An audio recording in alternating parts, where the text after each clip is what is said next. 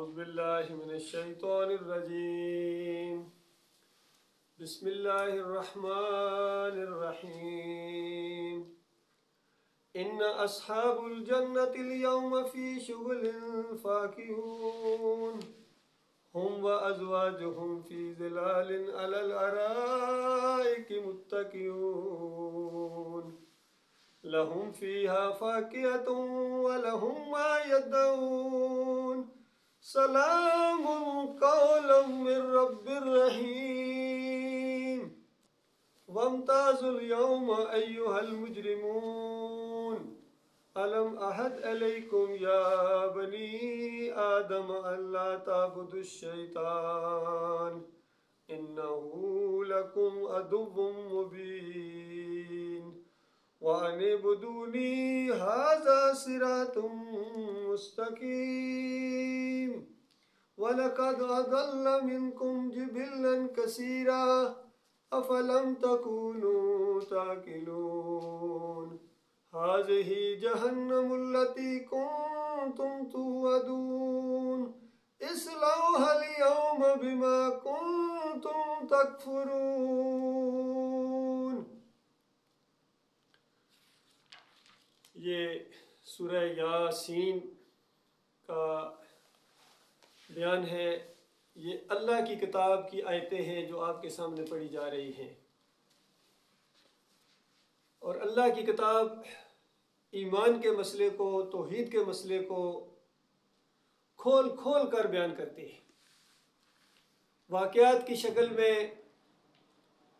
اور آئندہ آنے والے حالات کو مد نظر رکھتے ہوئے دونوں راستے، دونوں طریقے، دونوں عقائد بالکل ساتھ ساتھ چلتے ہیں. ان آیات کے اندر بہت ہی زبردست قسم کی منظر کشی کی گئی ہے، جنت کی اور پھر جہنم کی بھی. اور اس میں ایک جو سب سے بڑا نقطہ اس سورہ کے اندر ہے کہ کسی بستی کا واقعہ بیان کیا گیا ہے. مکے والوں کو بتایا گیا کہ آج اس گاؤں کے اندر، مکہ کے اس گاؤں کے اندر اگر یہ دعوت اٹھی ہے اور اس دعوت نے کھلبلی مچا دی ہے ماحول کے اندر، معاشرے کے اندر، تو یہ کوئی پہلی بات نہیں ہے. اس سے پہلے بھی ایک بستی تھی، اللہ نے اس بستی کا نام نہیں لیا ہے کیونکہ اللہ کی کتاب ہے، بات برابر بھی کوئی غیر ضروری چیز اس میں ہو نہیں سکتی ہے، اور جو مناسب چیز تھی وہ اس میں ہے. جس طرح اصحاب کہف کا جب واقعہ بیان کیا تو منع کر دیا کہ تعداد کے چکروں میں نہ پڑو، اور بالکل پوچھنے کی بھی ضرورت نہیں ہے کہ وہ 4 تھے یا 5 تھے، اس سے کیا فرق پڑتا بتائیے. 4 تھے تب بھی مسئلہ یہ ہے کہ ان کا عقیدہ کیا تھا، وہ کیوں بھاگے تھے، اپنی قوم کے ساتھ ان کا کیا جھگڑا ہو گیا تھا. 7 تھے پھر کیا فرق پڑتا بتائیے. تو آپ اندازہ لگائیے، ایک بال برابر بھی اگر کوئی غیر ضروری چیز ہو تو اللہ کی کتاب اس میں اس کو بیان نہیں کرتی ہے. اور جو واقعہ جس انداز سے اللہ کی کتاب میں آ جائے اس کی بہت بڑی اہمیت ہوتی ہے.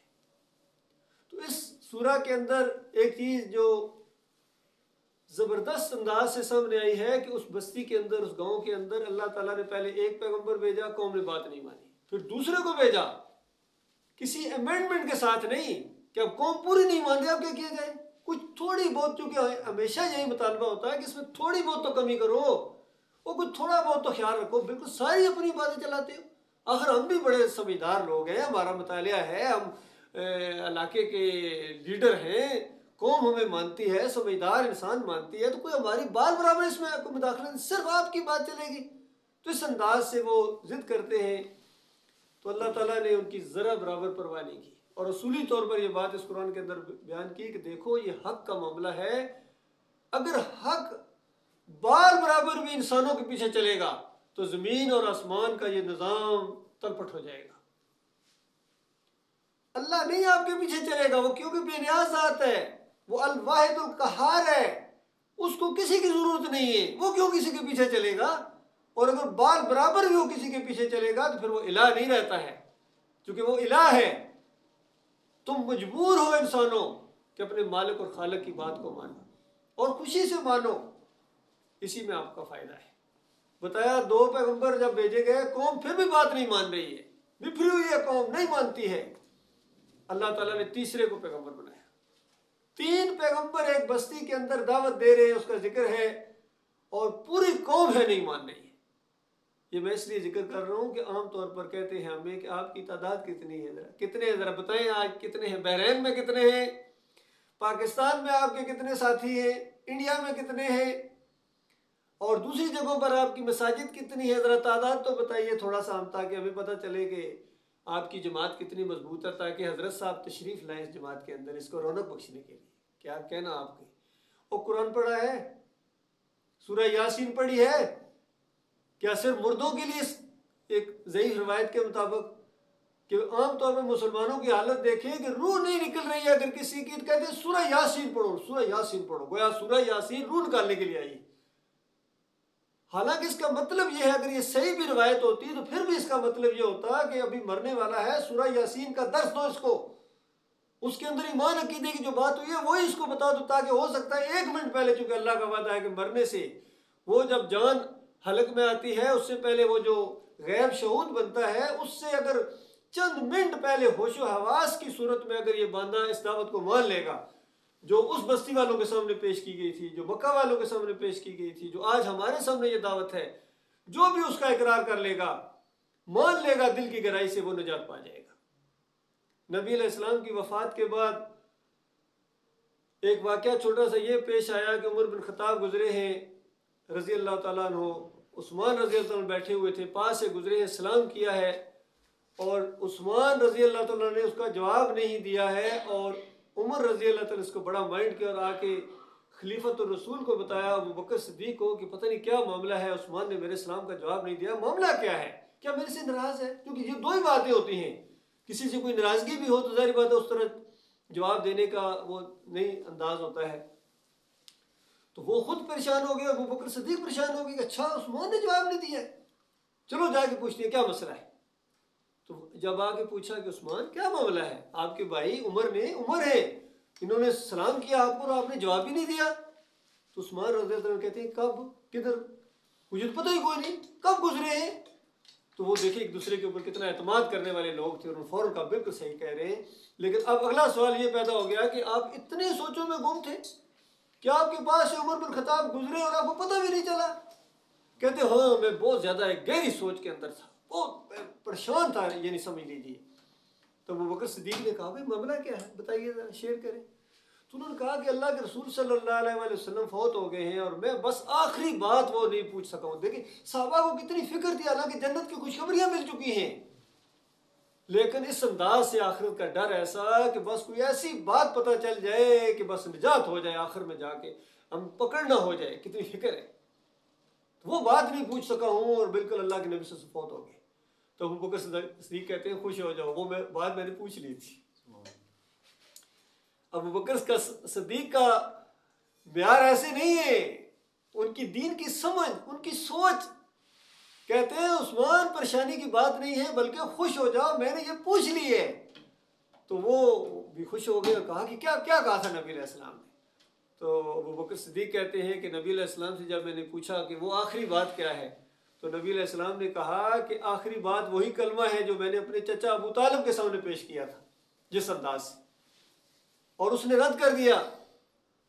اس کلمے کو جو بھی اقرار کرے گا، جو بھی اس دعوت کو، جب اس کے سامنے یہ کلمہ رکھا جائے گا کہ کیا تمہارا کیا خیال ہے کہ اللہ کے علاوہ کوئی معبود نہیں ہے، لا الہ الا اللہ کہہ دو، اللہ کے علاوہ کوئی نہیں، کہہ دو ایک دفعہ، دل کی گہرائی سے کہہ دو، اقرار باللسان و تصدیق بالقلب، کہ اللہ کے علاوہ کوئی معبود نہیں ہے، کوئی پکارے جانے کے لائق نہیں ہے۔ اندازہ لگے، یہ نہیں کہ صرف پکارنا نہیں ہے، پوری طرح آپ کی سوچ ہو کہ پکارنے کے لائق ہی کوئی نہیں ہے، اور اللہ پکارنے کے لائق ہے۔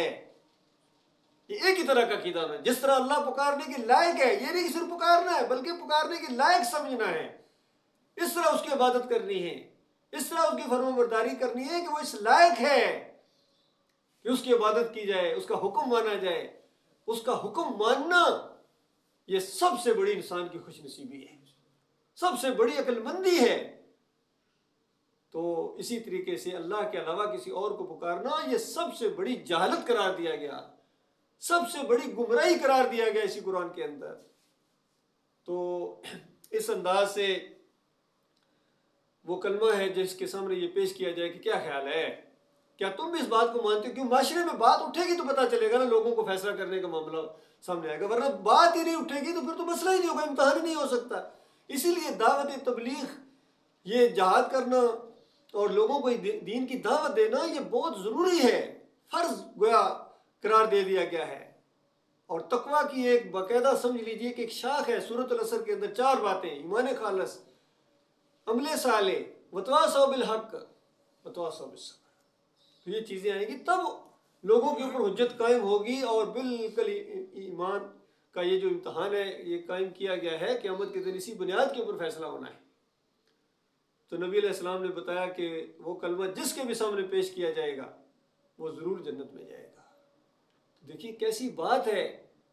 اور آج امت مسلمہ یہ کلمہ بھی پڑھتی ہے، لا الہ الا اللہ محمد رسول اللہ بھی پڑھتی ہے، لیکن اس کے بعد اللہ کے ساتھ ایسے شریک ٹھہراتے ہیں، جس طرح مالک کی وہ بات ہے کہ وَمَا يُؤْمِنُ أَكْثَرُهُم بِاللَّهِ إِلَّا وَهُمْ مُشْرِكُونَ، کہ کتنے ہیں، اکثریت ہے جو ایمان کا دعویٰ کرتے ہیں، ایمان لاتے ہیں اللہ کے اوپر، اللہ کہہ رہا کہ وہ ایمان کا دعویٰ کرتے ہیں، إِلَّا وَهُمْ مُشْرِكُونَ، ساتھ ساتھ شرک بھی کرتے ہیں، یہ مسئلہ ہے ان کا۔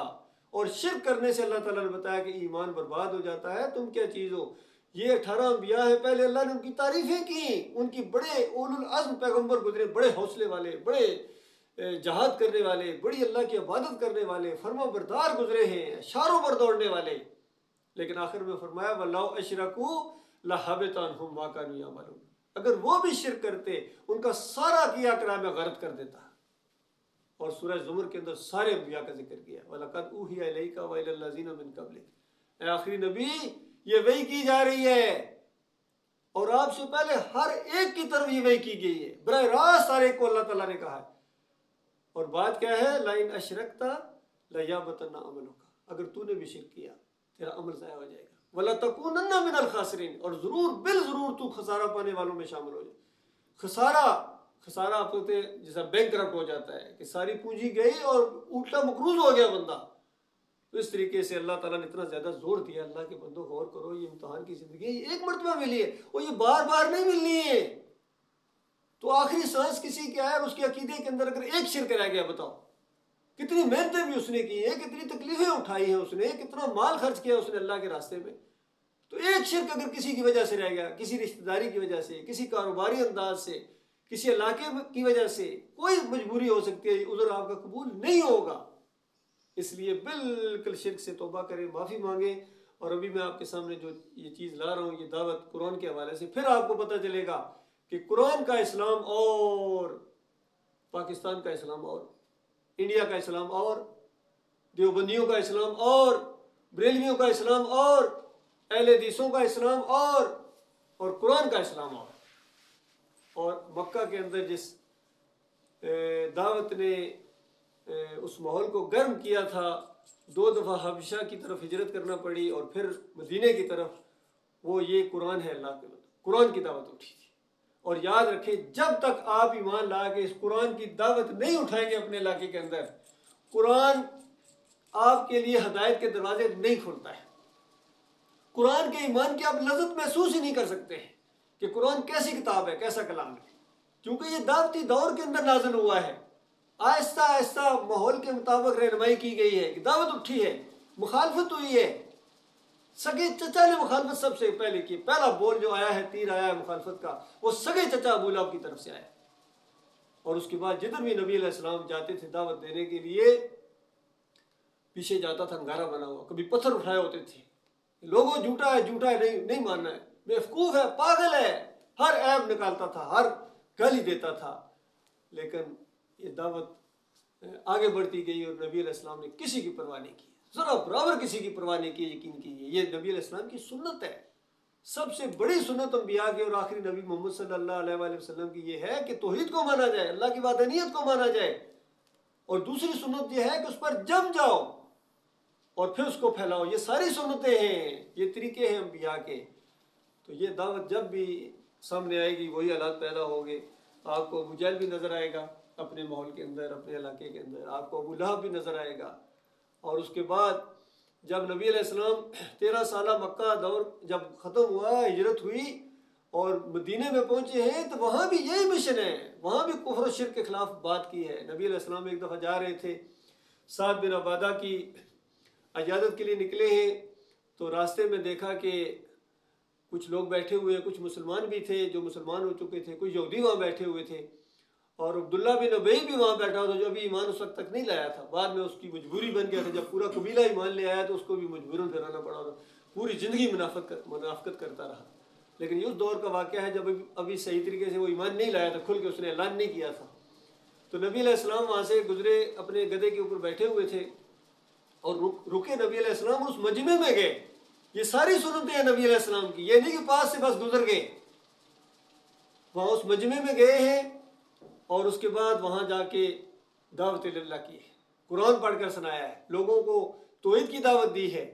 اور پھر ظاہری بات ہے یہ دعوت ہے ہی ایسی کہ یہ سنتے ہی جس کو اللہ توفیق نہ دے اس کے ماتھے پر بل پڑتے ہیں۔ وہ سردار ٹائپ آدمی تھا عبداللہ بن ابی، اس نے کہا ٹھیک ہے جی باتیں آپ کی بڑی اچھی ہیں جی، لیکن اس کو اپنے پاس اپنی حد تک رکھا، مسجد کی حد تک رکھو نا جی، یہ کیا کر دیا آپ نے ہماری پبلک پلیسز کے اندر آ کے اور ہماری محفلوں کے اندر بھی آ کے اگر آپ اس طرح کی باتیں کریں گے تو ٹینشن تو پیدا ہوگی۔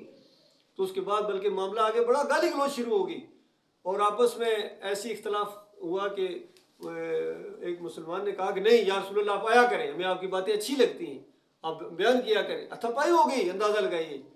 تو پھر نبی علیہ السلام نے سب کو منع کیا، تو پھر گئے جب سعد بن عبادہ کے پاس، ان کی عیادت کی، اور ساتھ ہی ذکر بھی کر دیا کہ آج حضرت صاحب نے، امیر حضرت صاحب نے یہ فرمایا، وہاں یہ اس طریقے سے گالی گلوچ کی ہے اس نے سردار۔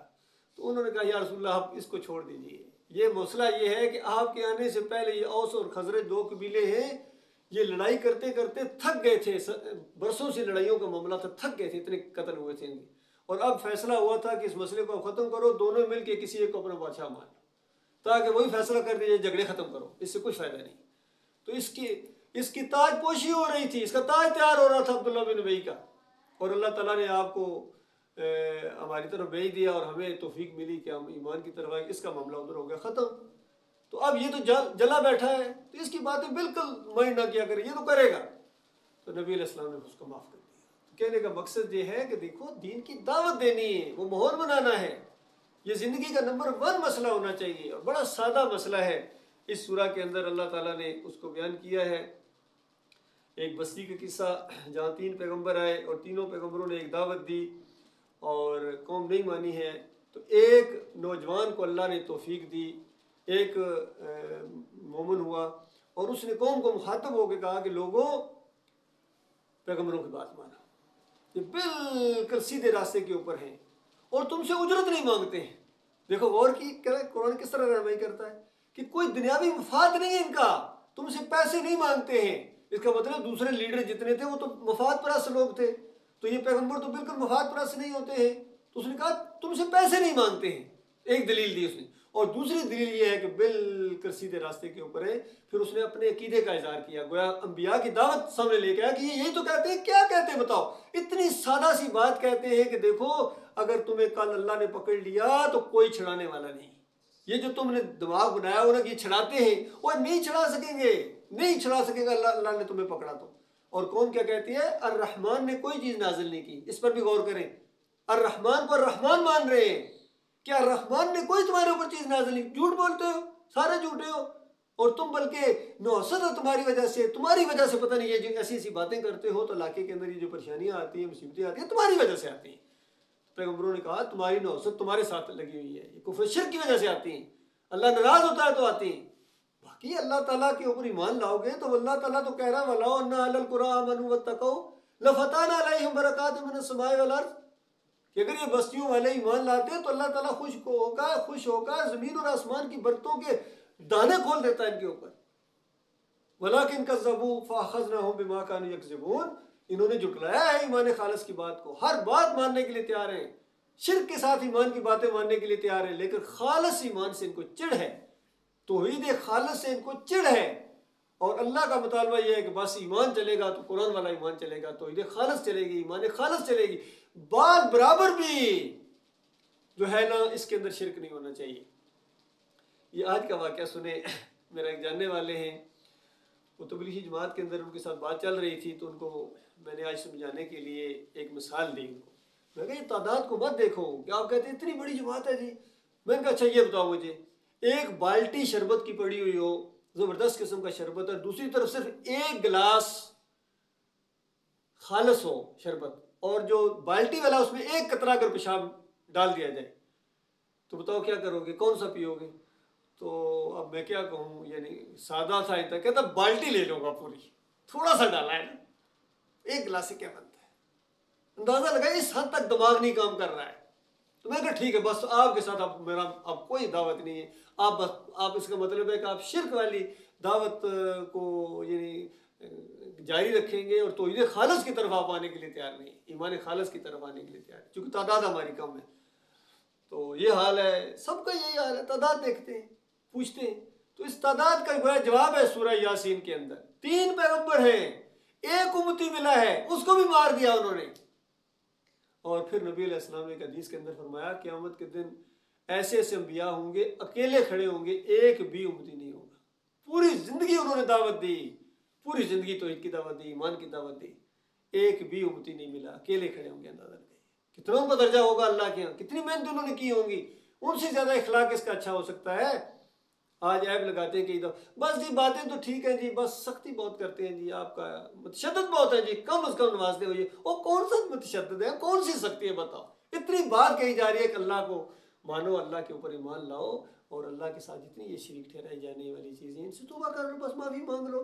وہ چند دنوں کی یہ زندگی ہے، مرنے کے بعد اس پر نتیجہ نکلنے والا ہے. لیکن یہ بات نہیں سمجھ میں آتی ہے. اصل میں کفر و شرک کو چھوڑنا نہیں چاہتے. یہ جو کفر و شرک کے اندر ان کے باؤ اجداد مر گئے ہیں، باپ دادا مر گئے ہیں، ان کی طرف بھی دھیان جاتا ہے. اور پھر جب یہ دعوت مانی جائے ایمان خالص کی، تو ذرا بندے کو معاشرے کے اندر تاکہ گھر سے مخالفت شروع ہو جاتی ہے. تو یہ ساری چیزیں انسان برداشت کرنے کے لیے تیار نہیں ہے. ہمیشہ کی آگ تو برداشت کرنے کے لیے تیار ہے، لیکن یہ تھوڑی سی مخالفت برداشت کرنے کے لیے تیار. اس کا عقل دیکھو. اور وہاں آخرت کے معاملے میں کہتا ہے بس جی اے جان مٹھا تگلا دیکھا جائے گا، یہ اللہ بڑا غفور الرحیم ہے جی، اس طرح کی بات کر کے ٹال دیتا ہے.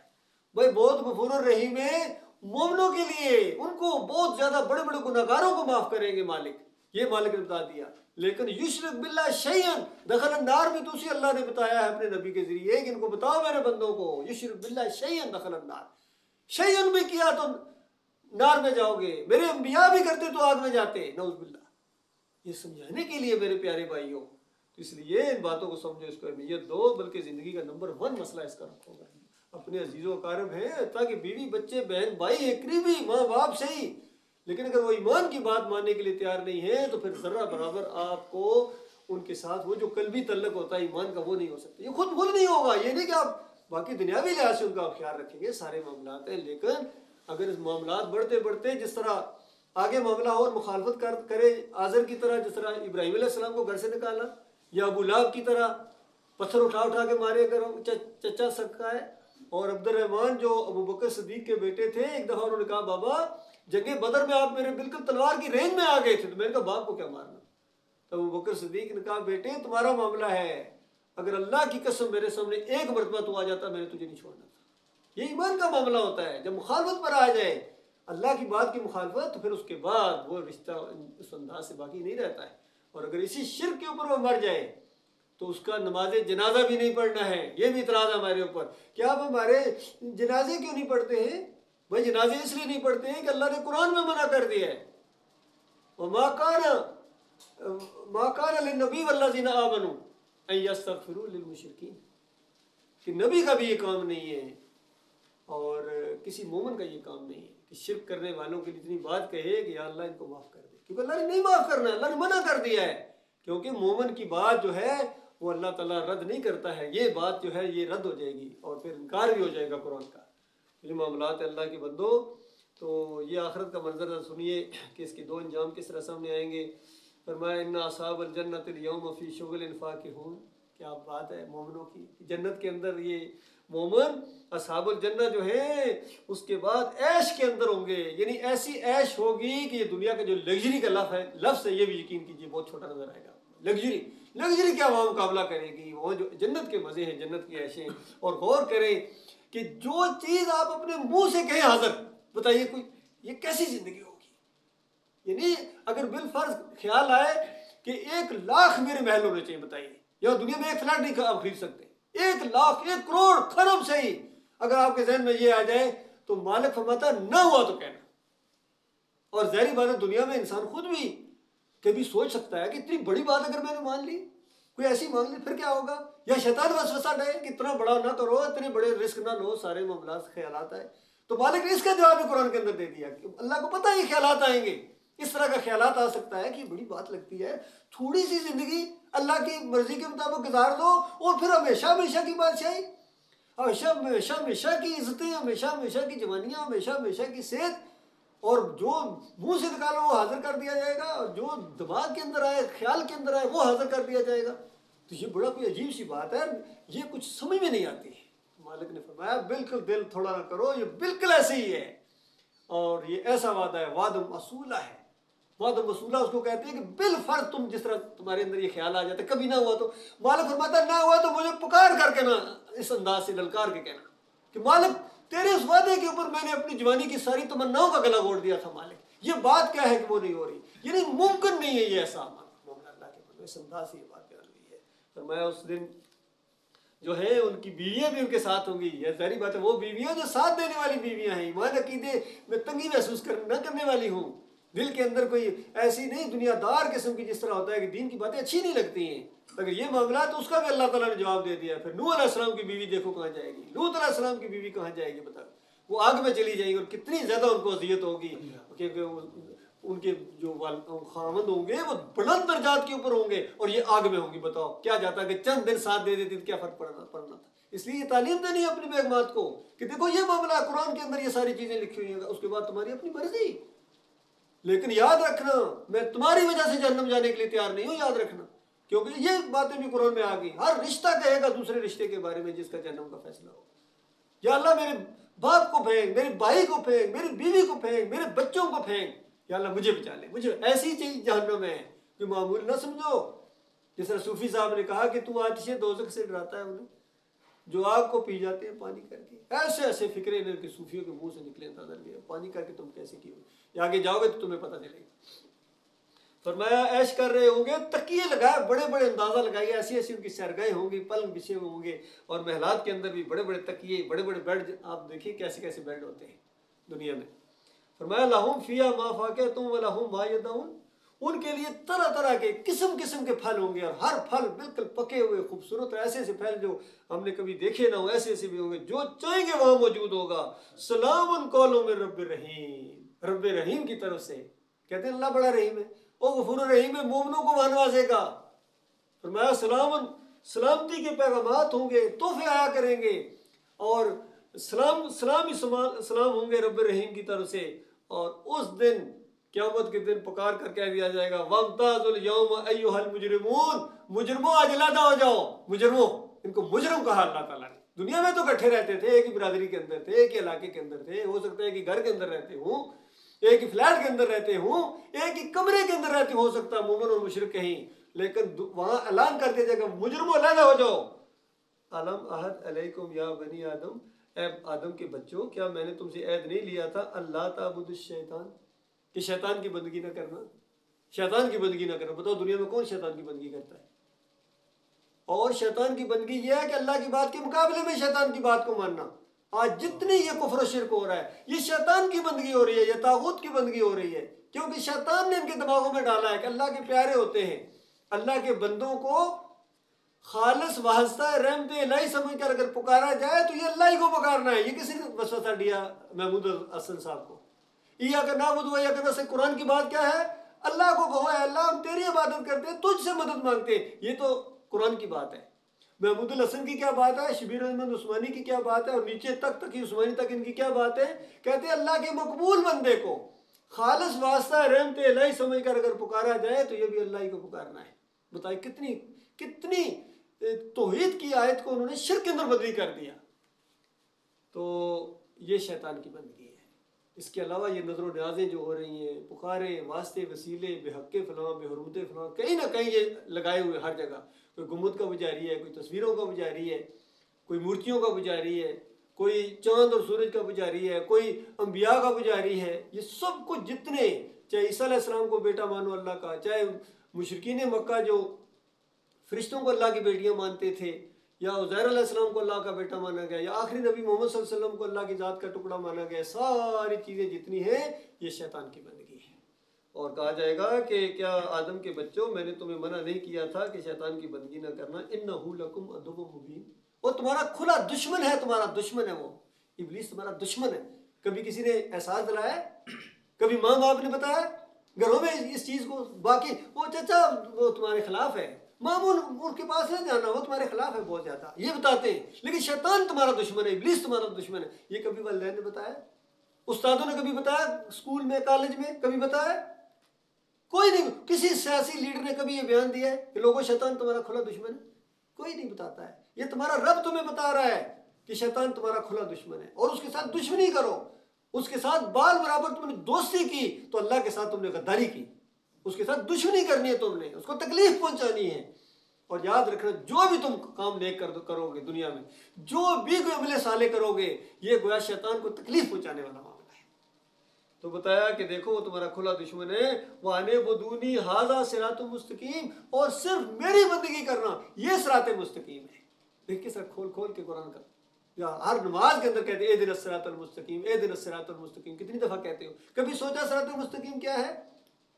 عیسیٰ علیہ السلام نے اپنے دور میں یہی کہا، اللہ ربی و ربکم، اللہ میرا رب ہے، تمہارا بھی رب ہے، فاعبدوہ ھذا صراط مستقیم، اسی کو پکارو، اسی کی بندگی کرو، ھذا صراط مستقیم، یہ سیدھا راستہ ہے۔ یعنی انبیاء کے طریقے پر چلو، نیک لوگوں کے طریقے پر، ان کو پوجنا پکارنا یہ صراط مستقیم نہیں ہے، یہ کفر و شرک ہے، یہ شیطان کی بندگی ہے۔